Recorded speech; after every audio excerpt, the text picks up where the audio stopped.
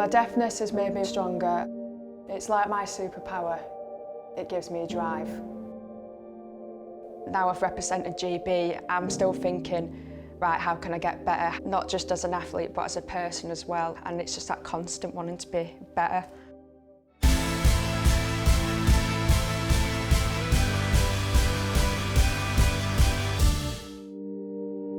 Jodie's our first child. She was very premature, she's quite poorly. It's quite emotional, and it seems only like yesterday. Everybody wants the best for the kid. You don't want anything to be wrong at birth. I got a phone call from Joe, who just blurted it out. Jodie's profoundly deaf.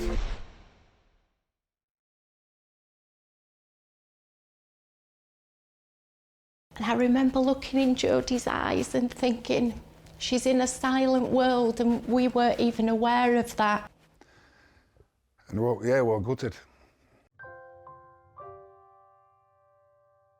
I think once you realise that, yeah, you have a disabled child, you then start to think, can we do those things in life that everybody else does? And yes, you can.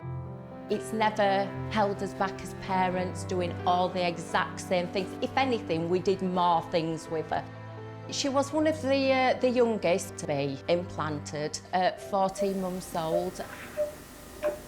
When it got switched on, her little eyes widened and she did like a little nod like this. And it was the most amazing, emotional moment. And that was the first time, the very first time she heard sound. My family are the whole reason why I am who I am. They're my absolute rock.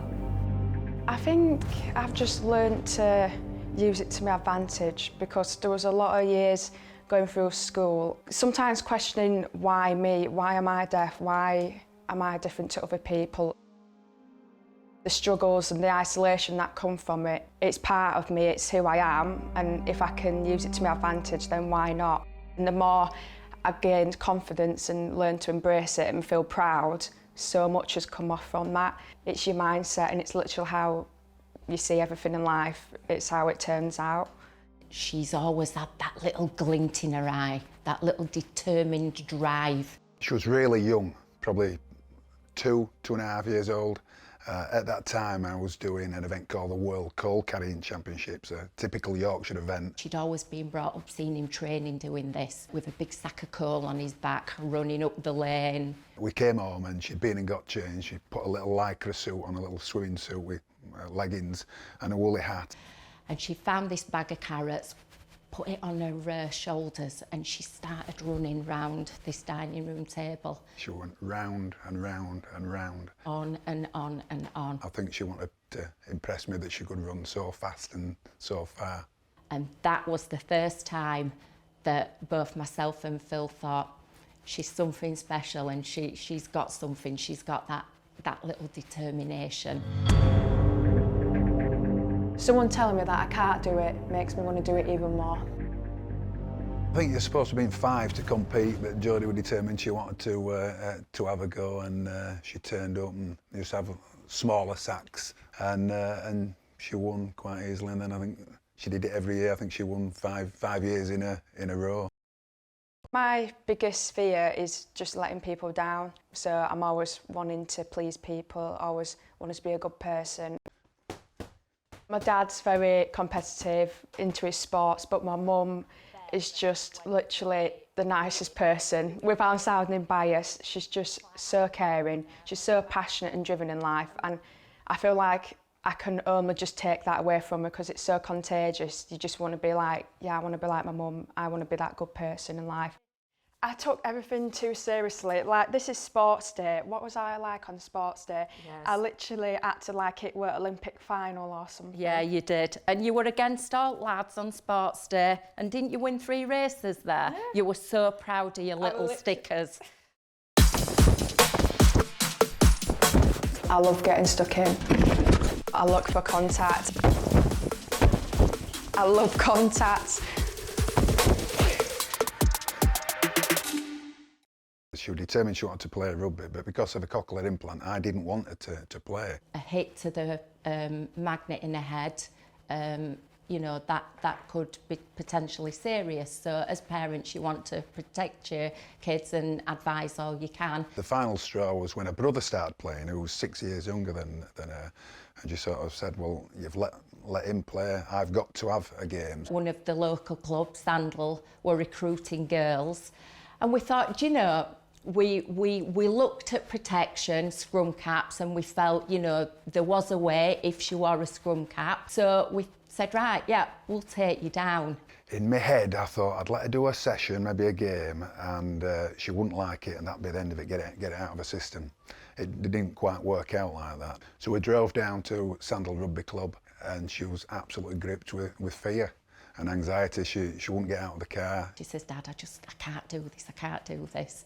And he said, you can do this, Jodie. You just got to just go do your first training session. He says, you'll be great, see how it goes. I thought, can I even do this as a deaf person?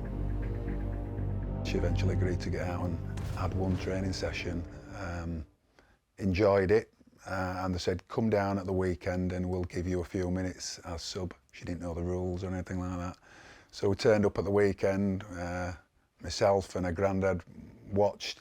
Jodie stood as sub, and a few minutes from the end, they brought her on, and time were nearly up. I thought she'll not get to touch the ball, and sure enough, the ball came out to her, down on her own try line. She danced around a couple of players, sprinted the length of the field, and scored an absolutely fantastic try.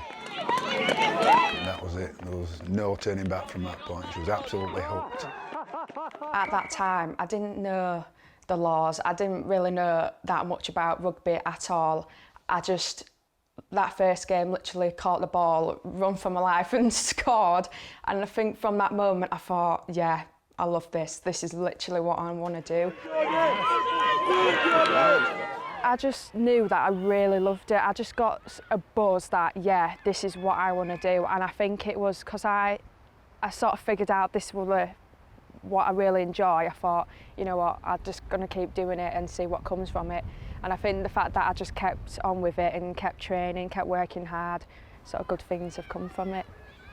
It honestly feels like a lifetime ago, but it's, 5 years ago, and it's just crazy to see how much has sort of happened in that time frame. Bev! Hello, mate. How are you? How are you? Hey, what a superstar. Oh my God. You jet lagged? From day one, you just could get a vibe about her, a feel, just an attitude, a desire to learn, desire to go forward. She became a key part of the team down at Sandwell. Always eager to learn, always first at training, last to go. All the traits of, you know, what you see in guys like Johnny Wilkinson, for instance. She went very, very quickly sort of into county level and national level. She didn't start playing rugby until she was 15, and she got a professional contract with England Sevens by 18. When I started rugby, I was very shy. I've battled a lot with confidence and always doubting myself, and even though I've got the most supportive family and parents saying, Jodie, you're amazing, Jodie, you're an amazing player, you're great, and for some reason that voice in your head still tries to put you down. And even sort of the moment where my dad told me I got the Sevens contract, I automatically thought, why have I been offered a Sevens contract, instead of thinking, yeah, you deserve to be there. And just little things like that, I've just learnt to try and flip it and say, no, that's not useful, and turn it into a positive. Rugby has changed Jodie's life. She started playing rugby as a very anxious, shy, profoundly deaf teenager who wouldn't speak to a stranger, wouldn't go into a shop to buy a pint of milk. And I think being involved in sport and rugby forced her to speak to people. Oh yeah, you coming in? How is everyone? So today we're literally going to have a bit of fun, do a little bit of rugby, just some little skills. She wants to help people, she wants to inspire people, and because she didn't have that role model for herself, she feels that, you know, she has this opportunity to put it out there to people. So what we're going to do, we'll pass to each other and then we'll score. I feel so passionate about it, and I think me being a young girl wishing I had that person just to look up to, like a deaf role model, and then now I've got the opportunity to do that, it literally makes me so happy, and that's all I want to do. I just want to, you know, maybe inspire that one person, then literally my job's done. So I did doubt myself a lot, and I still do struggle with confidence now, but I think that's grown over the years. You all look like rugby players, so I am so amazed, but you honestly smashed it. So let's all give ourselves a big round of applause first of all. I just feel like sometimes deaf people are sort of just pushed to the side almost in a lot of situations. And I feel like that's what I'm also passionate about, raising awareness about what deaf people have to go through and just spreading that awareness to people. I'm deaf as well, and I know sometimes it's a little bit difficult, you might miss things, but that's okay, it doesn't matter, just, you know, do what you want to do and do it anyway. People can either see it as, you know, a disability or as a barrier, but I think I've tried switching it and seeing it as a motivation almost. It's proving to people, I think that drive of wanting to prove to people, where people have said people with disabilities can't achieve, or because you're deaf you won't be able to play rugby, it's me turning around, no, I can actually do that, and I want to prove to you that I can do it. Right now I can't hear anything because I haven't got my cochlear implant on, so I can't hear my own voice. I can just feel vibrations in my throat of what I'm gonna say, and I don't know how high or low I'm speaking, so I feel like sometimes my voice is a bit flat almost. So even now the noises around me, I can see trees, I can see the breeze, but obviously I can't hear any of it. It's not even like it's silence or peaceful quietness, it's just nothing. It's like empty space, but at the same time I find comfort in that because it's like my own little world, just a silent world. When I put my cochlear implant on, now it's just switched back to sound and I can hear everything, I can hear myself. Obviously I love the hearing world, I love just being able to hear sound, hearing myself speak, hear my family talk, I just love that. But I also love just taking it off and just being at calm with myself and just being in that silent world as well. She's changed as a person since she started playing rugby, and as a profoundly deaf person she doesn't like speaking to people she doesn't know. She struggles lip reading people that she's not used to the voice pattern.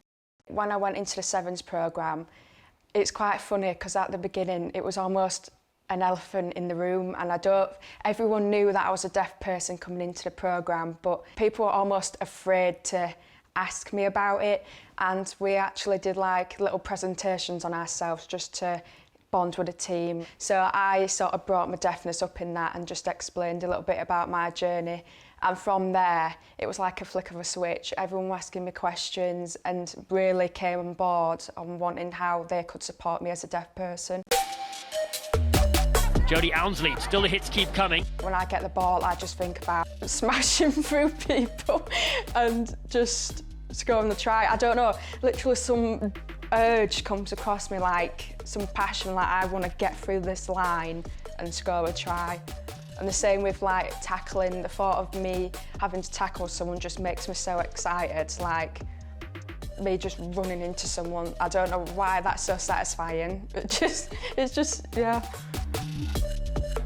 Back into Jodie Ounsley. Ounsley is a terrific runner. Ounsley looks up and sees the try line. She goes the distance for Great Britain. Well, my ultimate dream is to compete at the Olympics. That's all I've ever wanted to do. I've absolutely no doubt she will get there. She'll ensure that she gets there, whether it's next time or the time after.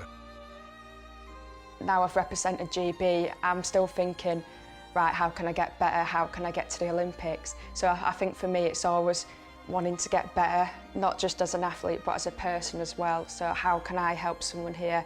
What can I do here? And it's just that constant wanting to be better.